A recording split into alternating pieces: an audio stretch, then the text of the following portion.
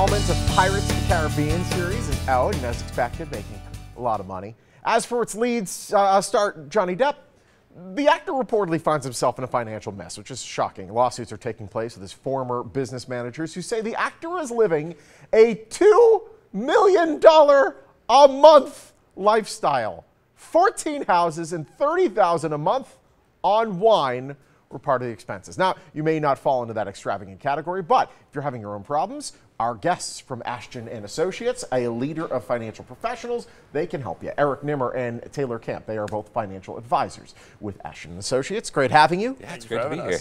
Johhny Depp, huh? I know. $650 million, roughly, is what he's made in the course of his career. How does one go broke with that much money? Well, first and most importantly, I wanted to get my bet out there for the cone bet. Oh, there we go. And I'm going to give my Price is Right answer and say one cone. Oh, there we go. He's going with the under. Smart move. That's good. No, but Johhny, yeah, that's unbelievable. To have made $650 million and to be considered now broke is what the rumor is. But, you know, what's amazing is it's becoming more and more common where you hear about these celebrities, the athletes that have kind of gone through the same thing, that they're going through excessive spending. Yeah. But it's not just them. It's, you know, maybe me or my neighbor or somebody out there. Lots of people are spending more than what they're making. Lifestyle creep is a thing. Exactly.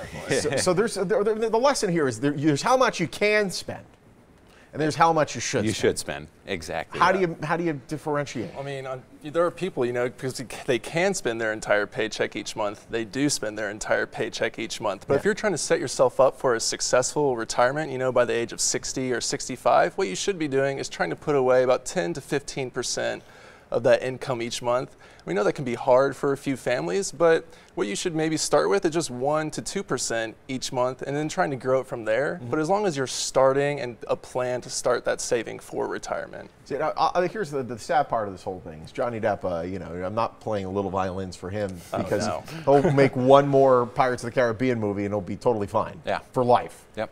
How does somebody work in a regular 9 to 5? How do they rebound from something like that? Yeah, so for somebody that works in a regular 9 to 5, like Taylor said, it starts with putting some money aside.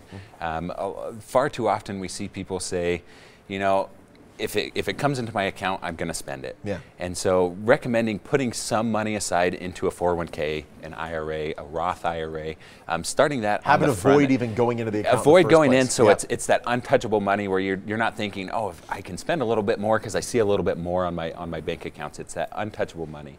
But often we have people coming in too that are in retirement. They say, you know, what can I do now? I'm on a fixed income.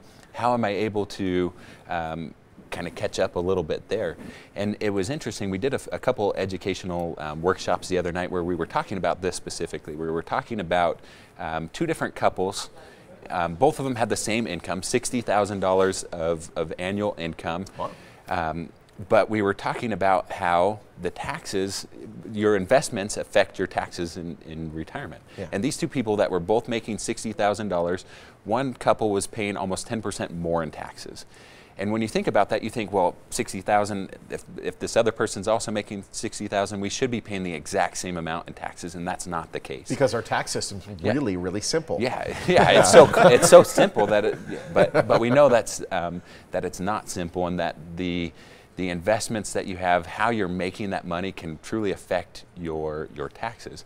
And so for anyone that doesn't know if they're paying taxes on their Social Security, anyone that thinks they may be paying taxes in their Social Security, come in and talk to somebody that understands how those different investments can affect you differently. Because not all $60,000, I guess, are made equally from one person to the next. Well, I mean, it's worth noting, you know, IRAs, you get taxed today. The 401ks, you get taxed tomorrow. Yeah. And we're in about, what, 20-some-odd trillion dollars in debt.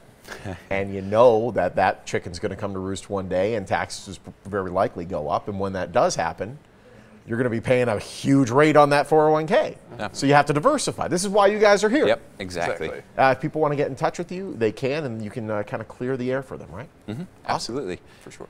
John? Yep. If somebody calls in, we're happy to sit down, and we've got some great software that we've started using that talks about specifically where you can put in your numbers, sit down, give your specific scenario, because we know it's different for everyone. Gentlemen, it's great having you. One cone. He guessed one cone.